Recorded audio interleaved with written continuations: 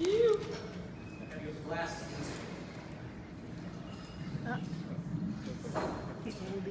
All right, this has actually been a really cool 18 months. This is the third time I've been in front of a large group of people talking about my father, introducing him about some of the accomplishments he's done.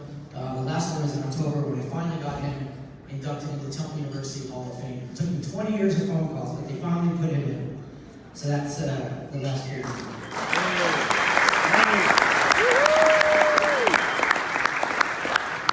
So I want to say thank you, ALS Stadium, for honoring my dad, because tonight gives me a few minutes to tell you about what he does.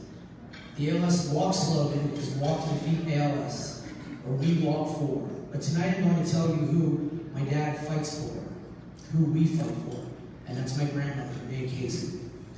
By honoring my dad, you're honoring my grandmother, May Casey, and gives me an opportunity to say her name to you all. July 4th, 1969 is when she died of ALS. The stories I've been told is that she was extremely sick, was finally given her a diagnosis on June 5th. I was born June 6th, and she died 28 days later. My grandmother may have never met her brother Sean, although I'm positive they're looking down on us tonight. She never saw my dad achieve all of his dreams to be a basketball coach at every level, from high school, college, and ultimately the NBA. ALS took his mother and our grandmother from us. My sister Leanne, my brother Sean, and I have no memory of my grandmother growing up, but that doesn't mean we do not love her. That is who we fight for. We all have phrases that we use to associate with our goals.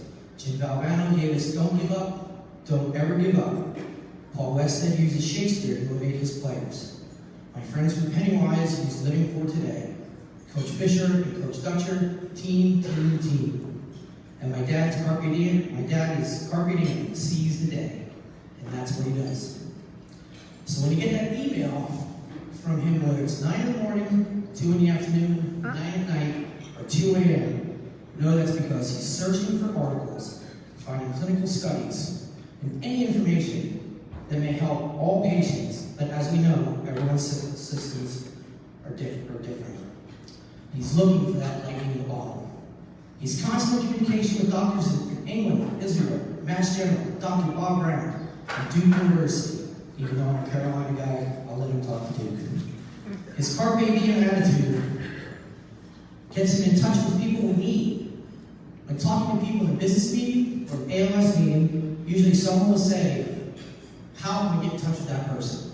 And very quickly, my dad says, "Don't worry, I will get it." And you know what? He does. My dad's been called a player's coach. Some people see that as a negative, but I don't. He doesn't. You are hired to be fired in the world that he chose to be his profession. So why wouldn't you know who your players are? On and off the court. What makes them tick? By knowing you get the best results for your players, and they get the best from their coach. My dad used to take power crystals to his players because he believed the power they possessed.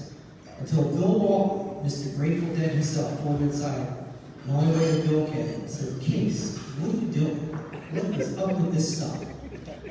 And years later, watching the Celtics game, when my dad was coaching, Bill Walton was doing the play-by-play, and the Celtics were running the team out of the building.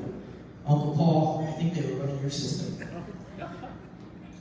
Bill told the story of crystals from years ago, and as I'm checking to see his comment was, "Coach used to make them wear crystals, and after the game, I'm going to go check and see if he's got them wearing their uniform." And then there was a time when he was the Clippers coach. We were playing the Lakers and getting crushed as usual.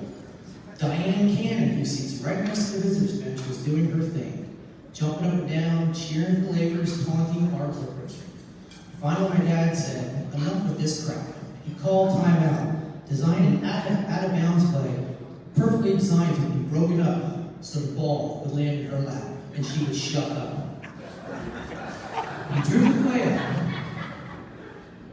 and it worked. The players couldn't believe it worked. They clawed back into that game knowing their coach has their back. Nobody ridicules his team. The players loved it, and she sat for the rest of the game. I'm telling you these stories because you are now my dad's team, the ALS chapter. He fights for you all.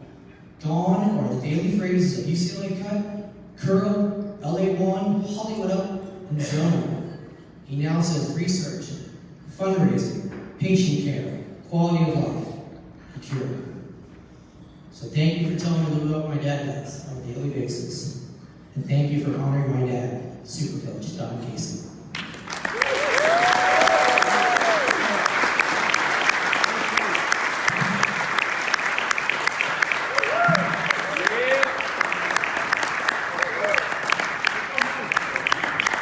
All right, let's bring Don up here. Morning. Give him a round of applause.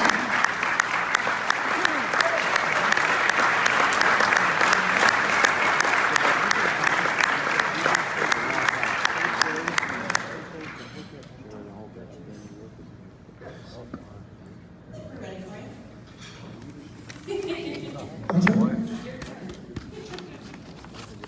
Well,